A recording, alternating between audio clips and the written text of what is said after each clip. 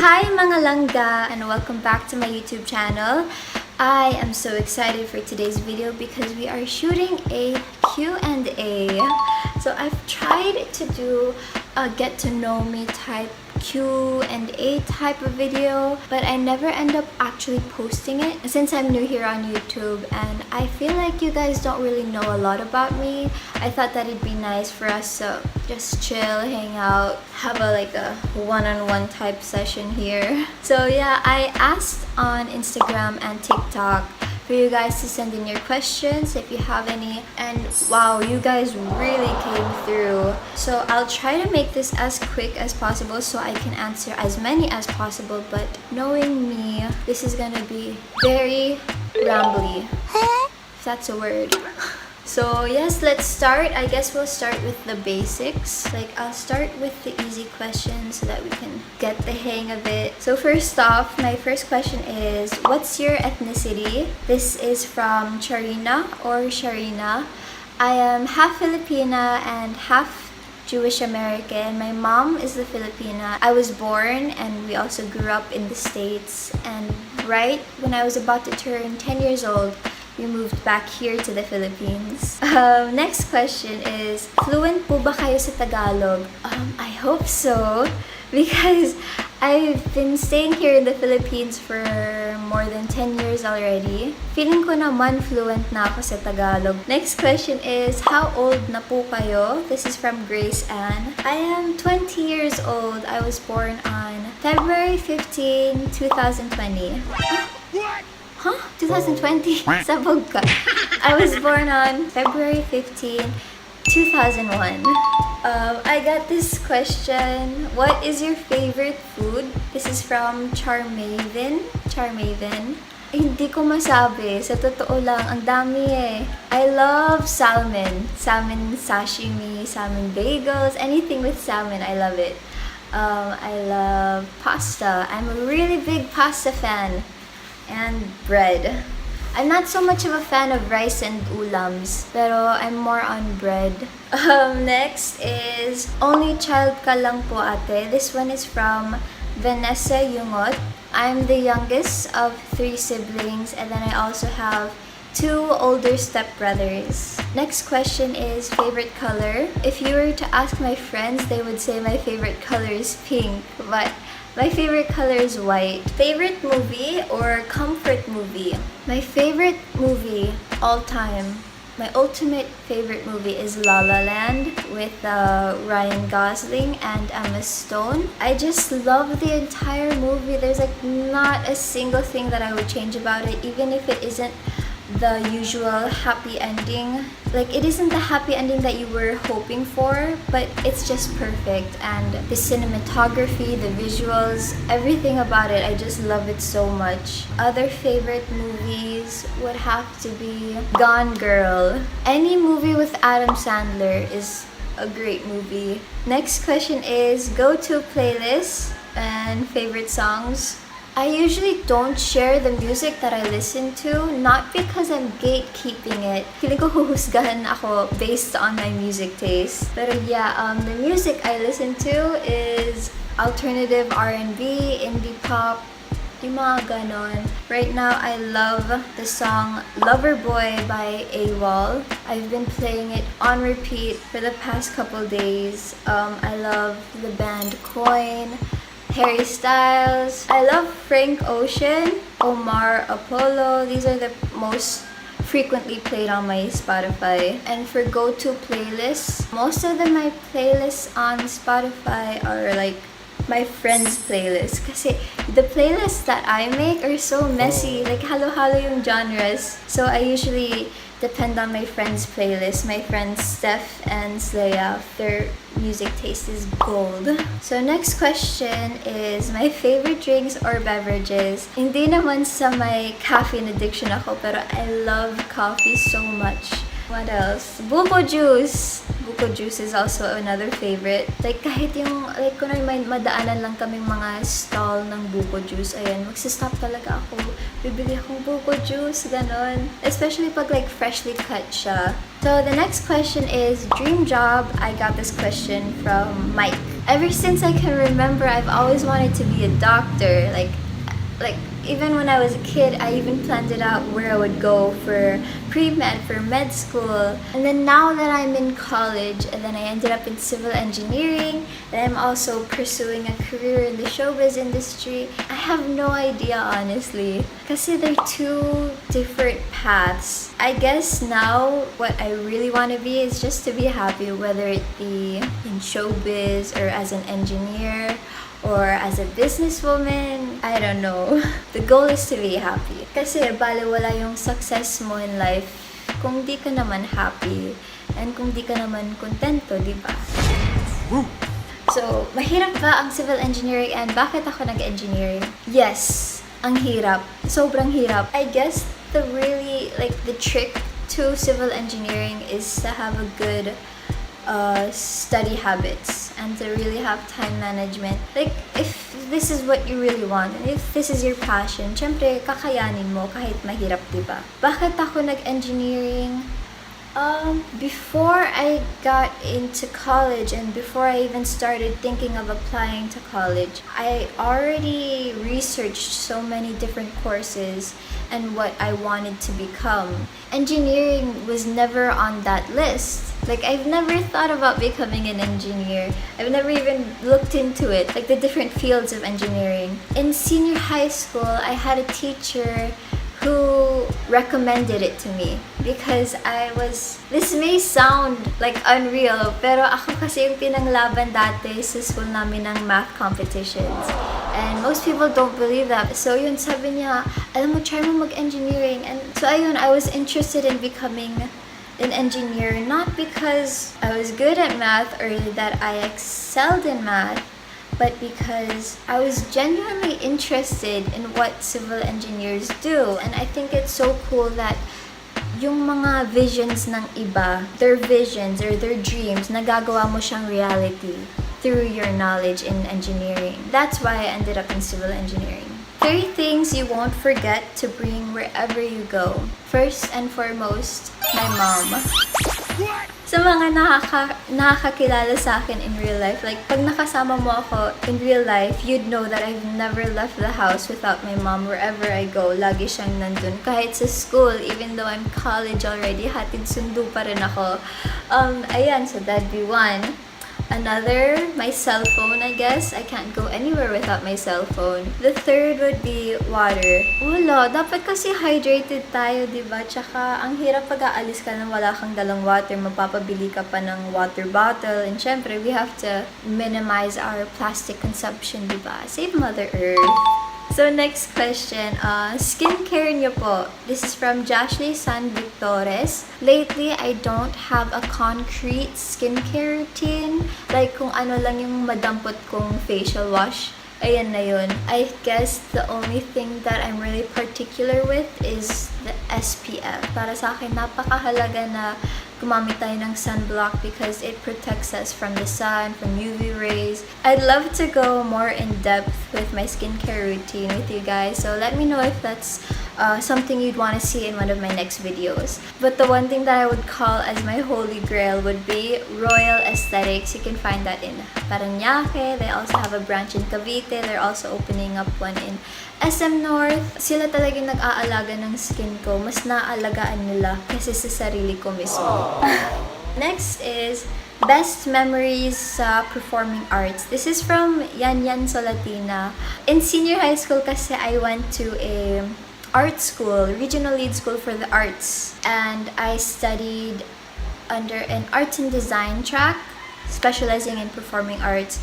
So yung best memory ko siguro would be when we competed for the Asia Pacific Arts Festival in Vietnam.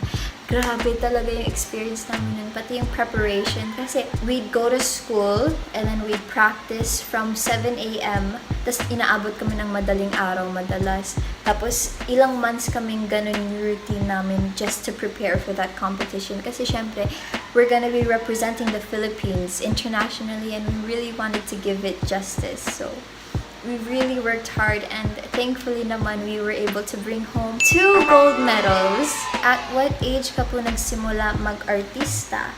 Is pageantry considered? Kasi kung kasali yung pageants, I started when I was 10 years old. Pero yung totoong start ng pag-artista ko, I guess would be when I got signed with Viva when I was 15 years old. And I started out with You Go Girls. That's my first girl group, and then I was with them for a year. Now I am back with P-pop generation. Who would be your ideal partner? Specific name ba? Kasi kung magne-name drop tayo, o sige, Harry Styles. Look at this dude. Donnie Pangilinan. Gab Lagman. Char. Nagkakalat na tayo. Okay. Kailangan same kami ng sense of humor. Gusto ko lang yung nagkakaintindihan kami, ganun. Alam mo yun? Alam mo yun? Siyempre. Like, mahalaga sa akin how they treat their mom. Like, how they treat their parents. Gusto ko family-oriented, ganun. Mahalaga sa akin yung ganun. God-fearing, syempre. Yung may aspirations in life. Attractive yun sa akin. Next is, bakit hindi kayo nagsama ni Kuya Hector? This is from Ria May Solana. Sa mga hindi nakakaalam, Hector is my friend. Madalas ko siya nakakasama sa TikTok and dito sa YouTube channel ko. Bakit hindi kami nagkakasama? He's from Maasim, Mindanao talaga, originally. And then he only came here to Manila for my birthday back in February. And then, ayun, umuwi rin siya after a couple of months. And then now he's back here in Manila and ang daming nagtatanong bakit di kami magkasama. He's staying in Quezon City and I'm staying in Rizal and syempre iba-iba kasi yung nagiging protocols ngayong quarantine and syempre we're just following the protocols. Ingat tayo sa COVID syempre and you have to stay safe, diba? Next question is, ano ang feeling na unti-unti mo nang naabot ang mga pangarap mo? This is from Mikilin Agsano. Honestly, feeling ko ang layo ko pa. Sa totoo lang, feeling ko ang layo ko pa sa mga pangarap ko. Pero when I think about where I used to be and where I am now, and I see the progress, and syempre proud ako sa sarili ko and sa mga taong nakakasama ko, and I'm happy with the person I turned out to be. And I'm thankful for all the people that has been a part of that, who has been there unknowingly molding me. Syempre, yung feeling na unti-unti, and I know that in God's will, papunta na tayo dun sa kung ano man yung desire ng heart natin. Grateful ako, yan yung nafe-feel ko. And I feel, syempre, happy ako. Ang sobrang plain pakinggan ng happy, pero I'm happy. I'm very happy. I watched you during Mr. and Miss Engineering. How do you become a good public speaker? Feeling ko kasi during this pageant, I was very vocal about my advocacies. I'm a advocate of youth empowerment through education, arts, and leadership. Para sa akin, ang nakatulong sa akin na maging mahusay na public speaker is practice. And reading, lots and lots of reading. Public speaking isn't something that you're good naturally. I think that you have to work at it and practice and research. You have to conversate with different people and you have to be knowledgeable on different topics and various topics, and that's what really helps me when I know that I'm about to join another pageant. And I like being aware of social issues and what's going on around the world, and I guess that's really important when you know that you're going to be speaking in front of a large audience and you never know what's going to be thrown at you, what different questions, where the speech might go. So it's important to have a general knowledge. How do you handle pressure? Honestly, I don't. Ako kasi, I have really bad anxiety sometimes, and when I feel pressure, I get really bad anxiety, so I don't handle it. I try to zone out immediately. Most of the time when I feel stressed or pressure, I just sleep it off kasi sobrang antukin ko rin talaga as a person.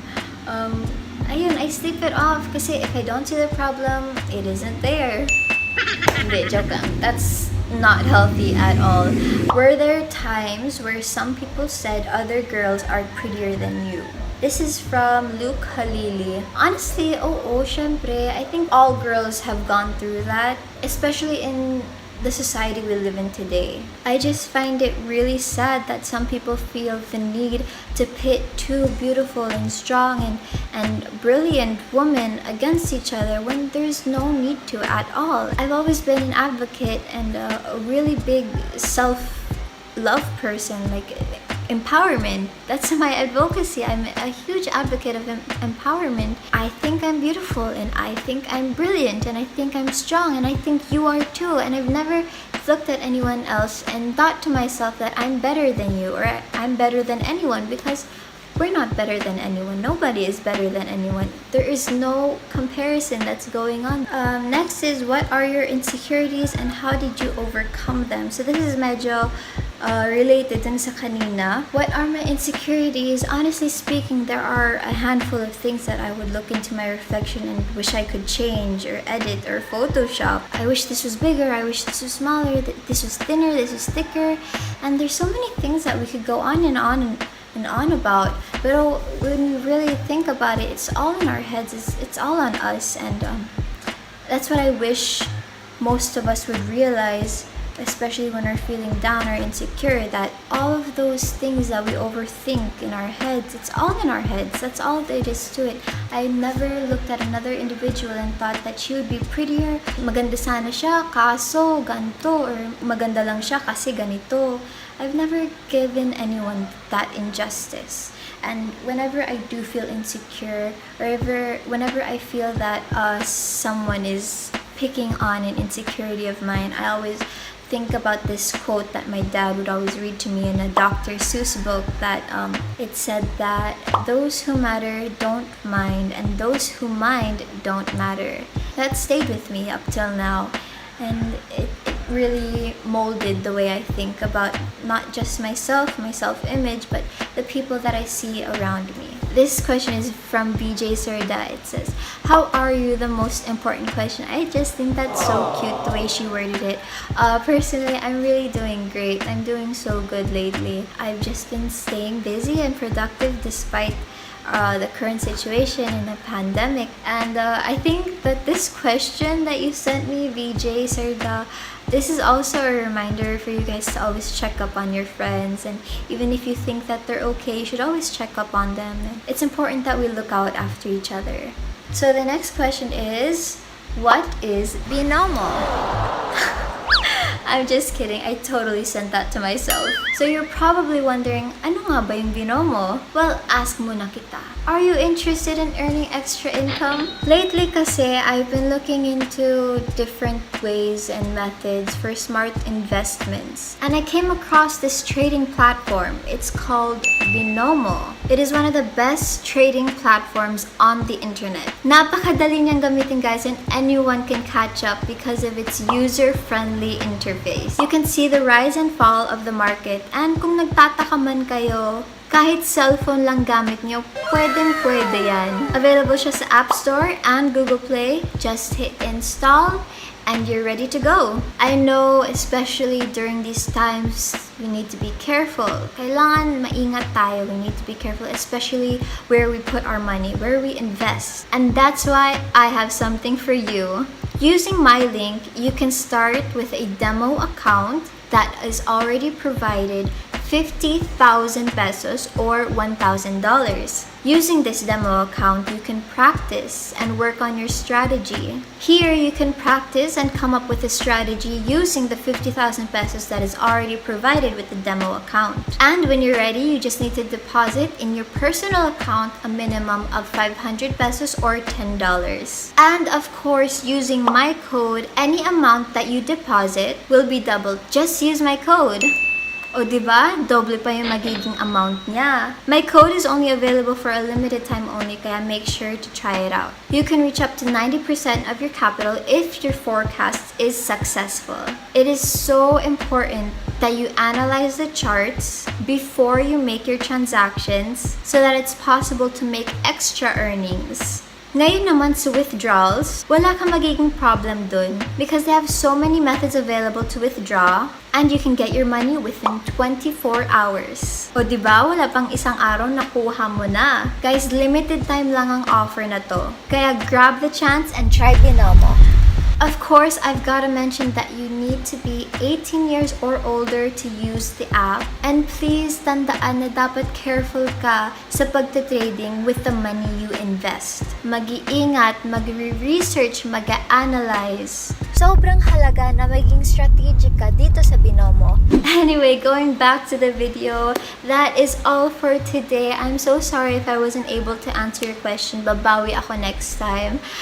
Thank you to everyone who participated and sending in your questions. I enjoyed this so much. Hope you guys enjoyed today's video, and if you did, don't forget to leave a thumbs up below. Don't forget to subscribe and hit the notification bell. And also to stay updated, you can find me on my other social media accounts on Instagram, TikTok, and Twitter.